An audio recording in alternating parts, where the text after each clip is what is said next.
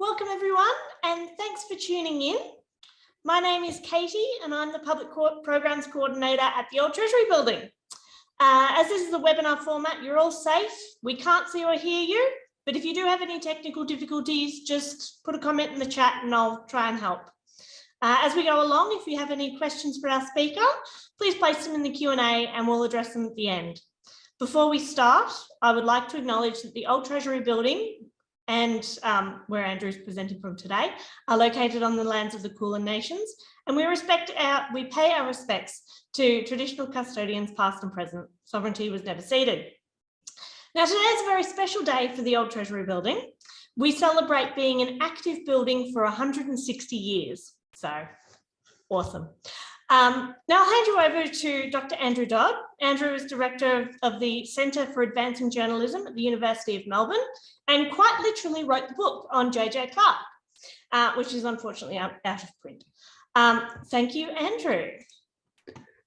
Thank you very much, Katie. Lovely to be here. This is a kind of every 2-year tradition that the Treasury asks me along to do this, and which means that I have to go back and relearn it all, which is probably good because it's good to remind myself of these things. And that involves going through these slides that I'm about to show you and sort of reacquainting myself with the material. I had a lot of fun writing the book, but it was some time ago.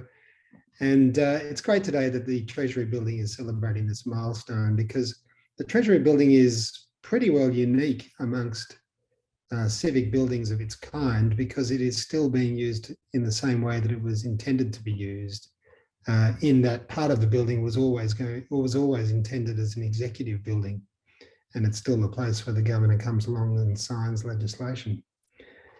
So let's get started. I'm going to share my screen. We'll go through some slides, and I'll try and be mindful of chat. So if you want to ask a question along the way, I'll see if I can do that while I've got the slide open, and we'll see if we can get some questions happening. But if not, there'll be plenty of time at the end.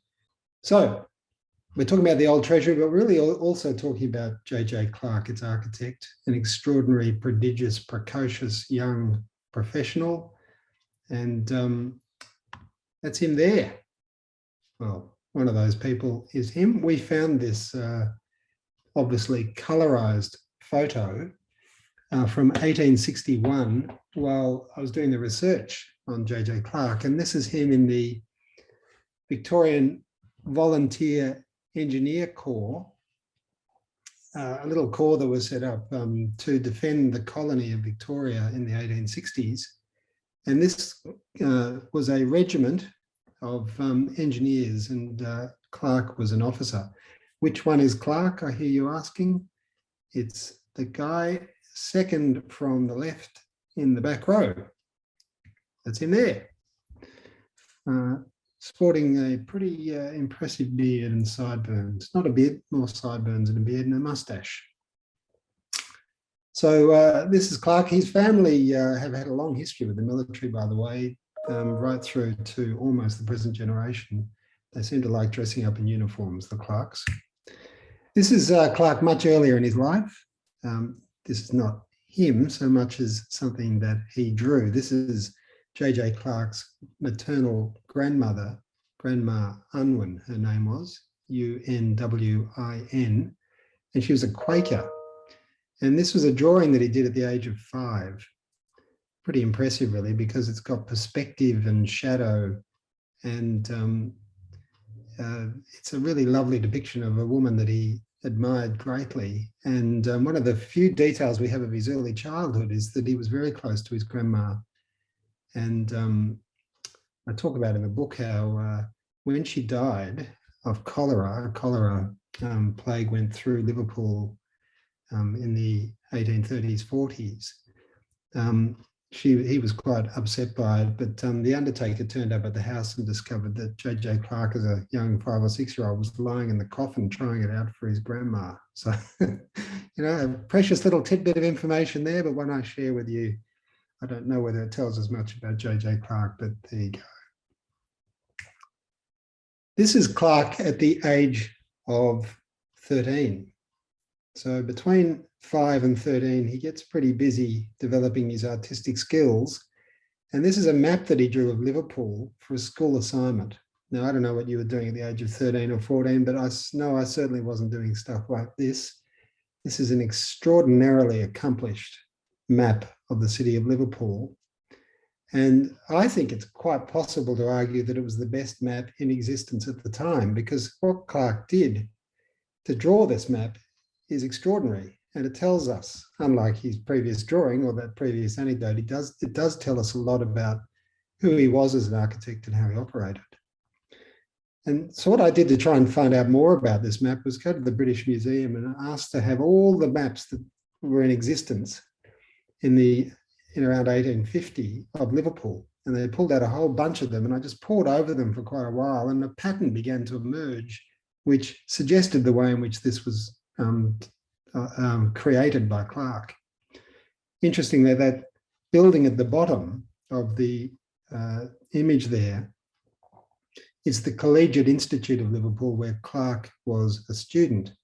And the way he's placed this map is quite interesting, because he's placed the Mersey River at the bottom of the screen running horizontally, which means he's skewed the whole thing by 90 degrees. So north is not at the top of the map as it should be. And that allows him to frame all of this in such a way that it places his school in the centre of the picture, and it's all nicely defined along the bottom with the Mersey River. Now, there's a tradition in Liverpool of drawing maps like this. And this one is James Stonehouse's A New Handbook for the Stranger in Liverpool of 1844, so about 6 years before Clarke created his own map. And if you look there in the top left-hand corner, you can see Stonehouse's depiction of a couple of jails, which happened to be very close to where Clarke lived as a child with his family. And have a look at Clarke's map in closer detail, and you can see how he copies those two elements pretty closely. So what I think Clarke is doing is drawing from Stonehouse's map to create the skeleton of his own map. But Stonehouse's map was pretty sparse. So what Clarke has done is gone looking for other sources as well to fill in the details, which he found with T. Brown's A New Map of Liverpool from 1850, almost contemporaneous with his own. And so Clarke has used this to fill in some of the gaps. And he has created something that is, I think, quite literally greater than the sum of its parts. And this tells us a lot about the way Clarke operates. This is a process of synthesis. He goes around, even at the very early age of 12 or 13, looking for lots of sources from which to compile something that adds up to at least as good as the sum of its parts, if not better. And this can be seen, as we'll discover later, in the architecture that he develops.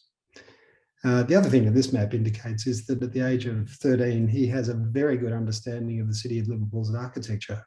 There's a key at the side of this which lists all the main buildings, which he obviously knew and had become quite acquainted with. So he was a student of architecture at a very young age. He packs up this map with his family when the family emigrates to Melbourne in 1851, and they arrive in early 1852. They're chasing gold. About 3 months after the news of gold discoveries in Melbourne arrived in the UK, George Clarke, J.J. Clarke's father, packs up the family and takes them abroad. So they're in pursuit of the dream, they're chasing wealth, they're having a go on the diggings. And George Clarke was quite a canny guy, brought J.J. Clarke's map with him, knew damn well that this could be an asset. And when he arrived in Melbourne, turned up at the Public Works Department with his son and said, have a look at this, my son can draw, would you like to employ him? And of course they did, because this is the very moment in Melbourne when there is a crisis underway, because the public servants are rushing off to the diggings while the population is exploding. So the city was really ready, or the town was really ready to employ people.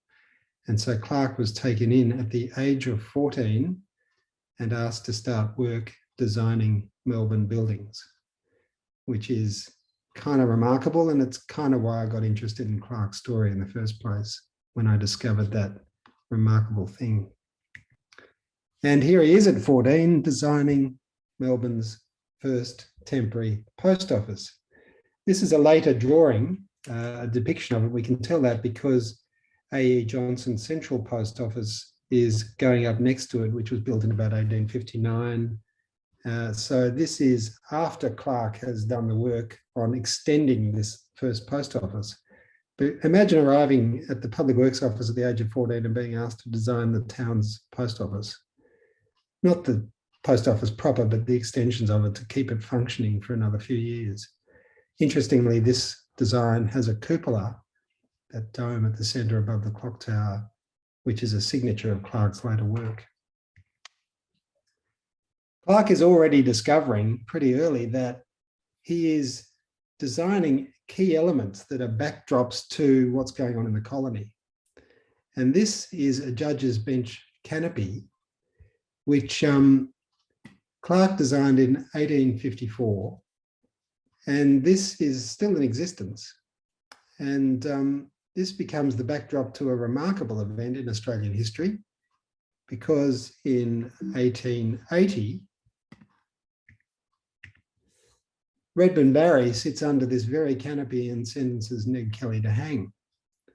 And this is from a publication and it was printed, it's from Australasian Sketcher from the 9th of November 1880, which is, as you know, just a few days before Ned Kelly is hanged.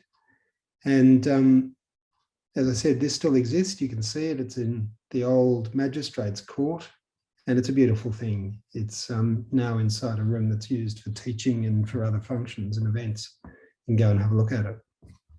This is a rare example of Gothic design by Clark.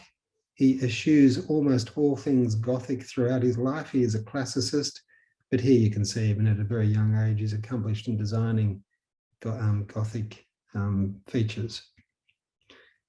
This building is the Geelong Customs House, 1855 to 56, a very refined building. This is the front of it. The back of it sort of tumbles down a slope towards Corio Bay. And this is a building that is designed to front onto the street, but also be quite imposing as it faces onto the water, which is, of course, the dual purpose of a customs house. And this is an early example. This portico here is very refined. It's an example of Regency architecture, that stage between Georgian and the early Renaissance revival styles, which shows real elegance and classicism coming into play. And here Clark has moulded these in this way with this pavilion that protrudes out onto the street or near the street with these square windows that are Georgian in form, but has the refinement of a Regency building. I think it's a beautiful design. He was, let's see, well, he would have been about 16 or 17 when he designed this. Quite a good effort, really. Here's the old Melbourne jail. This is also another one of Clark's designs. This is from 1859. He designed the entrance and the panopticon, you know, that feature in prisons from where you could see all elements of the prison, and also the chapel in the old Melbourne jail. And what I love about this is look at the austere style of this. And it is all of about 80 metres away from the Melbourne City Baths, which is another one of Clark's designs. And can you think of two things that look more opposite in terms of their design? Both hail from classical design. They're at other ends of the spectrum. This is designed to be foreboding and unpleasant, whereas the City Baths is designed to be whimsical and inviting. And they sit so close to one another, both designed by the same precocious architect. And this brings us on to the Treasury, because Clark was the Public Works Department's best exponent of Renaissance revival styles in the 1850s. Now that says a lot, because by then, the Public Works Department in Melbourne had attracted a pretty formidable group of architects from around the world who go on to have amazing careers in the colonies. People like Joseph Reed, Johnson, a whole lot of others who do incredible work in designing Renaissance style buildings. But Clark, at now just the age of 19, is asked to design what is the Public Works Department's most important building. And I say that even knowing that Parliament House had been designed and was underway by that stage, but it had actually left the Public Works Department and was now mostly in the hands of another section of the bureaucracy, and it was being built by it was designed by private architects. So the new Treasury Building, as it was then, is the biggest thing that they're doing, and they bring in Clark to design it. This is his first go at a design, and you can see immediately how different it is to the existing building, because it has this balustraded attic level, which the current building doesn't have with its hipped roof. And this drawing comes from a very early map of Victoria. This can be found in the corner of a map called Prochel's General Agricultural and Goldfields Map of Victoria from 1859. And when it came out in 1859, the design had already changed, but they stuck with this engraving that illustrates what was proposed in the first instance for the Treasury Building. How did it change? How is it that we no longer have this parapet design, attic design, balustraded attic in the existing building? Well, that in itself is a riddle, but it's a really interesting one. And I think, and the research I did, I think I was able to try and, I think I was able to unravel how it happened. So this is another one of Clark's drawings. This is undated, but it shows obviously the design pretty well as it is now, but there are some differences which we'll look at in a second. This was prepared after the changes had been made to the design and the attic had been abandoned, and before the decision had been made to place windows in the arches in the loggia at the front. But what's really interesting about this drawing is that right up here in the top left-hand corner, you can see this very faint outline of a design that tells you an enormous amount about what's going on. Because this is Clark imagining this thing, the Treasury Building and how it's going to develop. And it shows that he's moved his thinking from a balustraded parapet in the attic level to a palazzo form. And what he's doing here is he's relying on a really large cornice and hipped roof. And he's effectively designed there or mapped out an Italian palace. This is a Renaissance palazzo building, which means that he is now opening himself up to a whole lot of influence on Renaissance revival styles. And he's saying, I want a bit of that in this building. I don't want to go with that other form of very high Renaissance detailing. Now, all of this coincides with the grand tour that he took of Europe, because just after the first drawings were made for the Treasury, he gets on a boat, heads over to Europe on a grand tour. Unfortunately, we don't know where he went, but we can suppose quite a bit of it because a lot of it would have been a pretty established route for a young architect to go and look at buildings. He certainly would have gone to Italy. He certainly would have gone to key cities like Rome and Florence and perhaps Venice. And he most certainly would have also gone to the UK. And while he was in the UK, he would have probably gone home to Liverpool. And I think that along the way, he probably went through Manchester. Now, I don't know that. There's no ticket, there's no itinerary, there's no diary, but there are other hints that that's what happened. So what are the sources then for this reworking of the Treasury, and how was it informed by that grand tour? Well, here are some probable sources. These are key Renaissance palazzi from Italy and are instrumental in the canon, if you like, of Renaissance revival styles because they were so influential in designing English architects reviving the style in the UK and from there to the colonies like Australia. So let's go through them. In the top left-hand corner is the Palazzo Farnese of 1541 to 1550 by Antonio di Sangallo the Younger and Michelangelo. In the top right is the Florentine Palazzo Strozzi by Cronaca and Di Maneo. In the bottom right is the Palazzo Medici, sometimes known as the Palazzo Medici Riccardi, which was begun in 1444.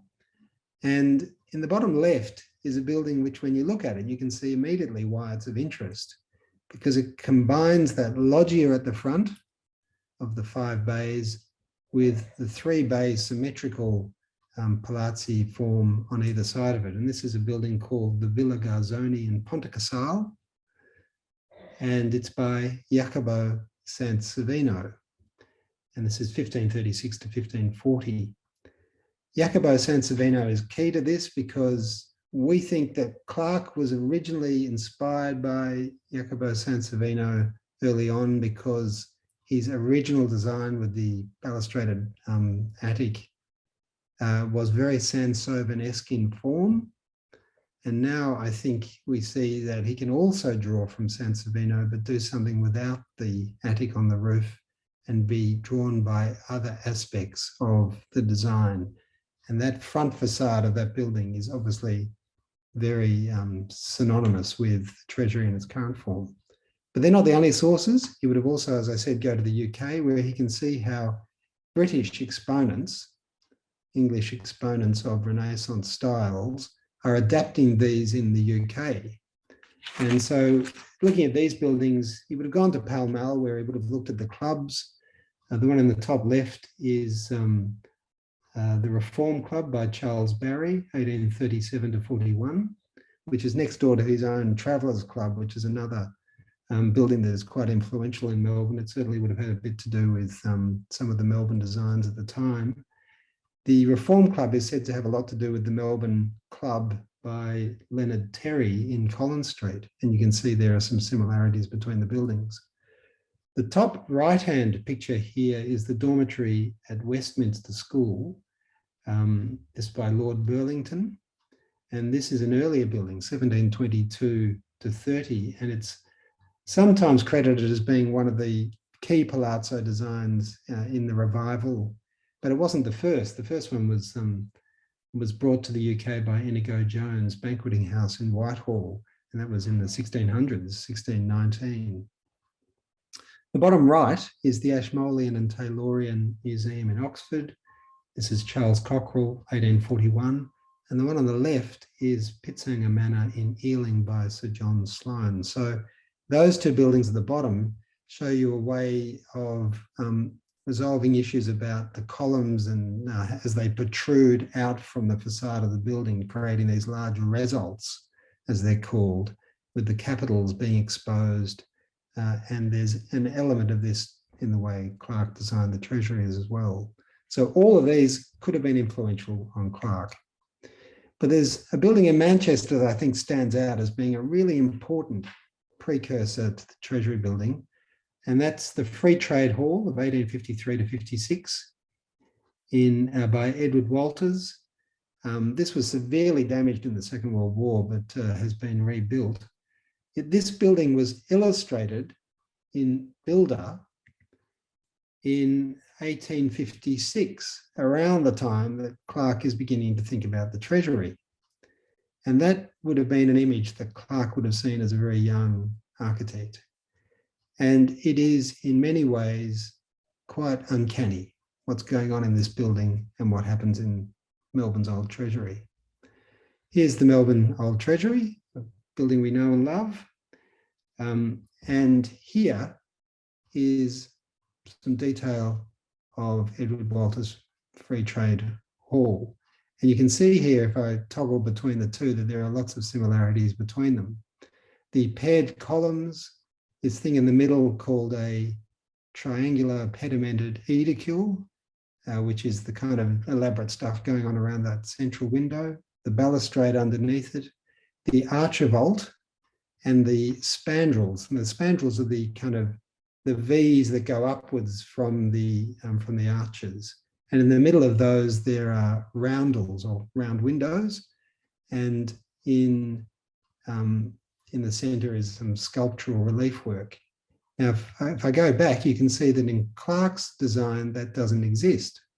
Well, that's not true, because in actual fact, the differences here between Walter's building and Clark's Treasury underscore the similarities. And by that, I mean, you can see here what Walter's done with the roundels in the spandrels between the arches, and the relief work or sculptural work in the archivolts underneath the arches, and then have a look at Clark's original drawing. And he's done exactly the same thing. Instead of roundels, he has cartouches, the kind of sculptural relief work in the spandrels, but round in design. And in the archivolts underneath the arches, he'd also planned to put sculptural relief, neither of which came off in the final design, but were thought about along the way by Clark. And it all results in this, a building which I have to say, I think is better than any of the others. It's just an outstandingly beautiful building, the Treasury. And talk about reasons why I got involved in thinking about Clark. It was because, like many people, I was just bowled over by the beauty of this building. And then when I heard it was a 19-year-old who designed it, I was completely hooked. I had to know more about this person and his work. And I think it's just an exquisite, a sublime combination of elements that come together so beautifully in such a harmonious way. Clark went on, I'll whiz through some of these. This is a design he put together for a Sydney library, which was never built. It was called Farnesina, and you can see there in the bottom right-hand corner of this drawing that he called the design Farnesina. This was put forward as a application for the Free Public Library in Sydney contest. And I love the fact that in Melbourne by 1856, which was 21 years after settlement, Melbourne had opened a public library that was universally free to everyone. In 1862, 74 years after settlement or the first fleet in Sydney, Sydney still did not have a free, universally available public library. It had mechanics institutes and it had a subscription library, but it didn't have anything that was universally free. And it didn't get one until 1869, which was 81 years after this had happened, after the first fleet. So Sydney just could not get its act together, literally. It didn't know what to do about the library, and it allocated a terribly small bit of land. The Sydney architects boycotted the competition. Clark put in this proposal and won the competition, but it was never carried to fruition. But we can see here how he drew again from a Florentine design, how he drew from a building called Villa Farnesina. Sorry, this is in Rome, designed in 1509 by Baldassare Baruzzi. And the similarities here between Farnesina and his library design can be seen in the groin vaulting in the ceiling. And he's drawn from this in his own design, as you can see here. Moving on, this is Clark's Kew Asylum. This is 1864 to 71. This is a very early example in Australia, if not the first example of Second Empire architecture. This French motif of these high dormer windows and roofs inspired through the Italian Renaissance and then through the French adaptation of the Italian Renaissance, and it ends up in the colonies in this form. Clark worked on this building. He wasn't the principal architect, but had quite a role in it, as he did with the Ararat Asylum and the Beechworth Asylum. These are large asylums based on E-plans that come from the Colney Hatch Asylum in Middlesex. The trouble was that by the time this design got to Melbourne and to Australia, it was kind of already outmoded, because there was a recognition in Europe that these large, gloomy asylums weren't very conducive to therapeutic results for patients. And lots of the work around asylum design had been configured to enable patients to recharge and to regain their health, and to be in calm settings, both in hospitals and in asylums. And some of that got lost in the way in which we adapted these early European designs for asylums. And you see how Clark later in his hospital work moved away from these large gloomy buildings and came up with other designs. This is a picture from 1903 1993 from the Weekly Times of a garden party at a building that no longer exists called the Grange. This was in Domain. It was built by Clark for the commander of the armed services back when the colony of Victoria had its own army. Unfortunately, there was a fire in this building about 9 years after this photo, and the picture and the building burnt down, but a beautiful Italianate building. This is the Richmond Town Hall, believe it or not. And believe it or not, this building still stands. You wouldn't know it because it's hidden nowadays behind a monumental Egyptian style facade, and you can still see that facade. But if you walk around the back of the building, you can see that the old one still exists behind its kind of wedding cake-like layering on top. And this was something that Clark helped out on. He was working in the public service in Victoria, but he was getting bored. And on the side, he was moonlighting and putting in designs. And he put this in with a guy called Charles Vickers, and it won and it got built. We only know that because he boasted about it in a job application several years later and claimed to be one of the designers of it. This is Polly, his wife, on the left, and here are the houses that he built for her. The house at the top is a beautiful building. It's in Powlett Street in East Melbourne, and the one behind it is a little cottage that's literally at the back of that house. Both of these were designed by Clark. The white one at the top was designed for Polly as their marital home. Alas, she only lived in it for about 2 years because she died of a kidney disease very young. She was only around 26 years of age. And in the last few months of her life, she corresponded with Clark, and we've got those letters, and in it we get a rare glimpse of Clark's personality. We learned from it that he was a very fastidious, slightly short-tempered person, and in it you see that she's desperately trying to please a pretty, I think, pernickety and, as I say, fastidious husband. But when she died, it's quite clear he was overcome with grief, and it took him a long time to recover from her death.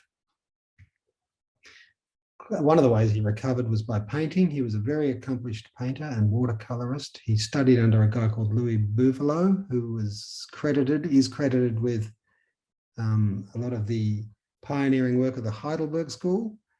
And there's lots of examples of his work sitting in various repositories around the place, including some in the National Gallery of Victoria. And Clark used his artistic skills to augment his designs, and it's a big part of the reason why he won so many of the competitions he entered, because he did such a good job of representing the final building by painting it into a landscape and situating it in the terrain so that you could not only imagine it, you could really see the thing as he envisaged it. And it would have been very enticing for people assessing architectural competitions. This is now it's the Hellenic Museum. It's the old Royal Mint. I love this. It's a kind of ironic thing because this is a museum of Greek art, but it's about as Italian as you get. It's modelled on an Italian palazzo. It's done on the cheap. This is cement rendering, but it's done so elegantly you wouldn't really know. And this was commissioned to Clark to design in his public works role, and pulled it off rather well. It's the clock tower on the Castlemaine post office, a very elaborate high Renaissance design. I think a rather neglected building in understanding Clark. I think it's a very beautiful palazzo form, Italianate in style, and very accomplished. This is the Kilmore Courthouse, and shows how Clark worked with local materials. Here it's local bluestone, creating quite an austere style courthouse with this loggia of 3 bays at the front. In many ways, this kind of Palladian design with the with the pavilion pushed forward at the front is a common design for Clark. He designed lots of courthouses, and this one is now, I think, the home of the Historical Society, as is this one in Newstead, which again illustrates that he's using local material. This is a light building, a very elegant building. It's I think it's my favourite courthouse design of his. And here's Government House. he had a lot to do with Government House. He's not really given enough credit for it, but he saved the day with Government House. Wardell is the person who's credited with the overarching design based on the Osborne House on the Isle of Wight.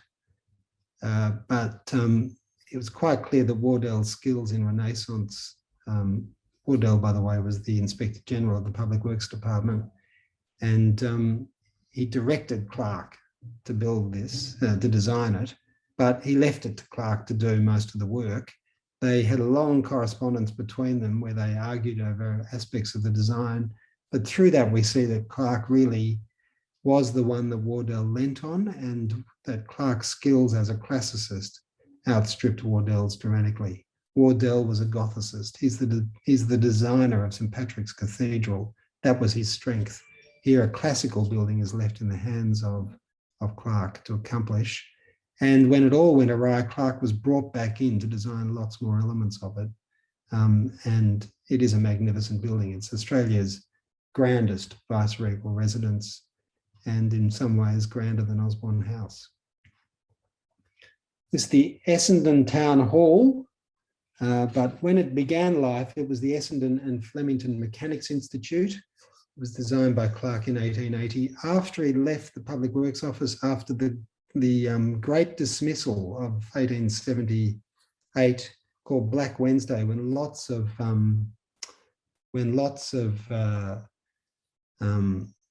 public servants were sacked, and Clark lost his job, but kept working in Melbourne for a year or two as a private architect. This was one of the things he came up with. Like lots of his buildings, quite a few of them, it's designed on a triangular parcel of land. And when you think about buildings like the City Baths, he became quite a specialist at designing buildings that were built on triangular blocks, quite a skill. The Supreme Court, he didn't design this. He designed some elements internally for the building, but he was brought in as the clerk of works to help steer it out of trouble. And it got into a lot of trouble after a scandal with the initial design of the Supreme Court, which is kind of nice given that it's a court of law, because what happened was quite corrupt. Smith and Johnson were the architects, but Johnson was brought in and didn't declare that he was a designer of one of the designs. And he was invited to be on the assessment panel, and lo and behold, he assessed his own design with Smith and Johnson's to be the best design, and ended up winning. This was exposed, but everyone agreed it was still the best design, so they let them build it. Fantastic. This is the kind of scandal that you'd expect in Sydney, but it was happening in Melbourne. And Clark was brought in when the whole building process became very unedifying, and he ended up fronting a inquiry into the building, and we get from that lots of evidence of him answering a whole raft of questions about the way in which it was managed. And it's quite clear that the parliamentarians are reliant on Clark to find out what actually happened. And Clark is quite scathing of some of the processes that led to cost blowouts in the design of the building. Clark moves to Sydney, starts designing lots of things in Sydney. This is a proposed design for the Wagga Wagga Town Hall, which didn't get built, but it shows that he's branching out now, doing lots of things. He's broken free at last from the colony of Victoria.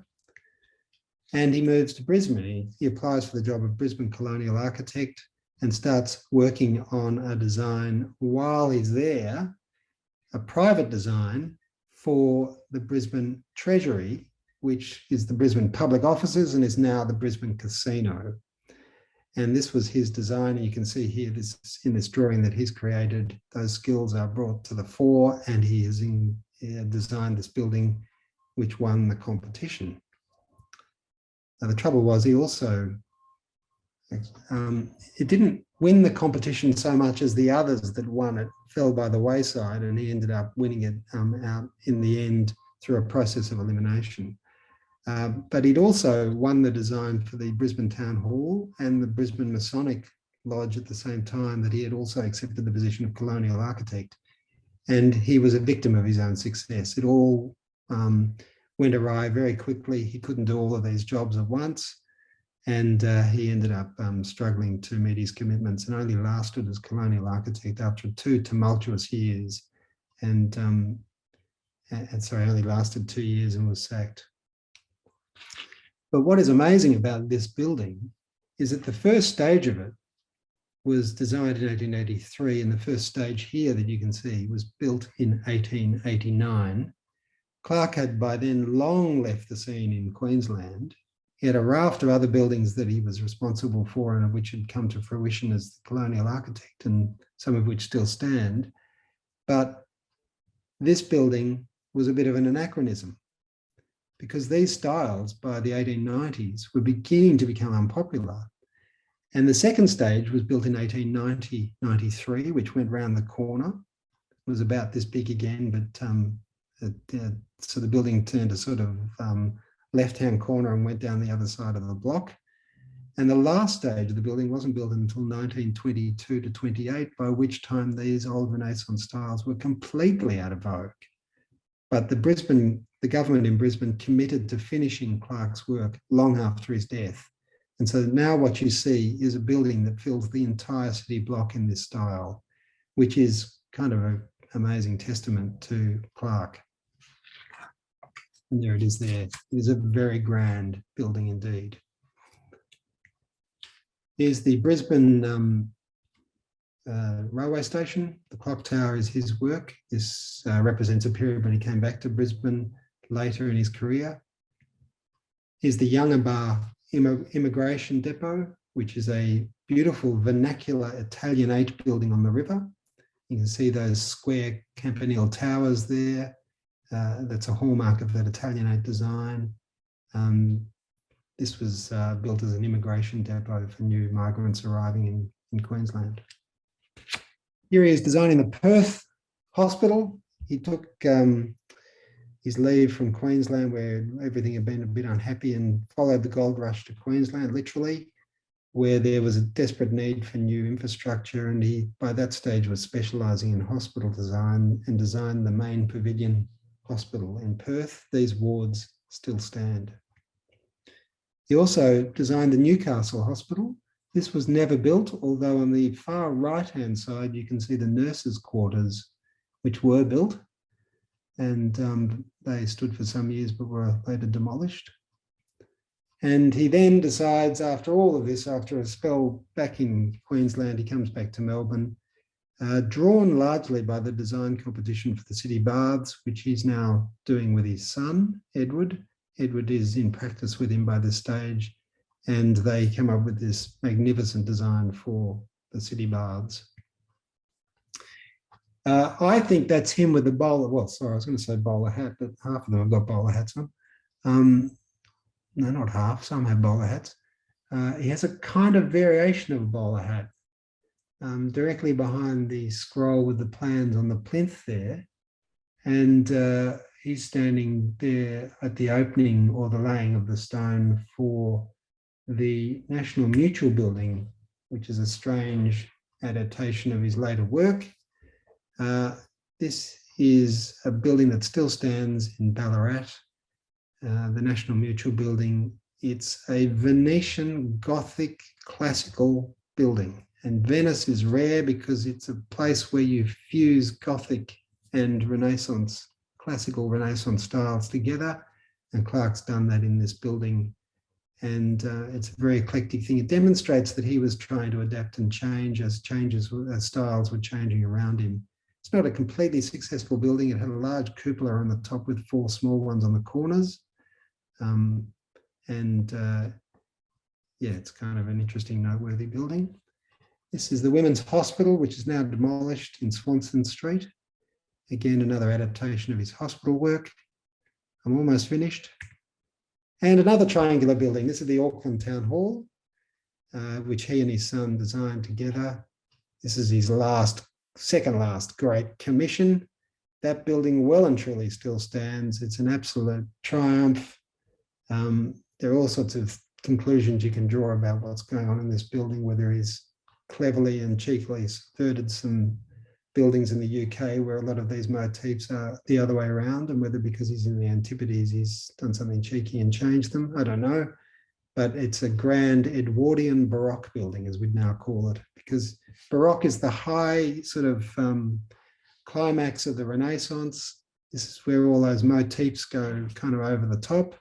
And Clark is going there reluctantly, and you can see in this building a lot of detailed ordnance or detailed grammar or syntax of the Renaissance styles. And yeah, it's an amazing building if you ever get to have a look at it. And then there's other example of high Edwardian Baroque, the Melbourne Hospital. This is the last remaining pavilion, and it was Clark's last building. It was finished in 1915, which is the year that Clark died. He was the youngest architect practicing when he started out in 1852, and he's believed to be the oldest architect when he died in 1915. And that's the grave that he designed when his wife died at the age of 26, and which he registered the design of, and which now I'm afraid is in a very sad state in the Melbourne cemetery. It's crumbling and falling apart, and should really be given some attention and should be brought back to its former glory. And that is the life and work of J.J. Clark. Thank you, Andrew. I think we're all sufficiently in awe of young JJ. That is the aim. Yeah, always. Now, while everyone types their questions into the Q&A and Andrew takes a bit of a breath, I'll let you know our next free talk is actually next week on Thursday, the 26th of May at 5:30. For a change of pace, we're talking political cartoons with Cartoonist of the Year, Glenn Livret, and the Museum of Australian Democracy. And it's about our Behind the Lines exhibition that's currently on display till June 24th. Tickets are available on our website and through Eventbrite. Now, I've got a question I've always sort of pondered. You say that JJ encouraged use of local stone. Do we know if he had any involvement with the quite controversial choice of sandstone for the Old Treasury Building? I don't know the answer to that. That's a really good question because, yeah, it was controversial, wasn't it? And it has led to quite a bit of repair work over the years. It's Bacchus Marsh stone, Yeah. is that right? Yeah, so... Initially. Yeah, that's right. And I don't think it really stood the test of time. But the problem, of course, with stone was that sometimes it was very difficult to assess in advance whether it would stand up. And I think one of the most amazing monuments in Melbourne is that plinth, or that obelisk that stands up next to the exhibition building, which is a chunk of stone that some of the proponents for that form of stone had wanted for the exhibition building. Oh. And it just stands there with a sign that could be paraphrased as, "We told you so." You know, look at this stone, it will stand the test of time, and here's the stone to prove it. Oh, And wow. it demonstrates to me that, you know, everybody was kind of guessing, and sometimes mistakes were made. But I don't know the extent to which he was involved in the choice of the stone. Fair enough. All right. Any questions? We've got one. Thank you for a wonderful lecture. Yes.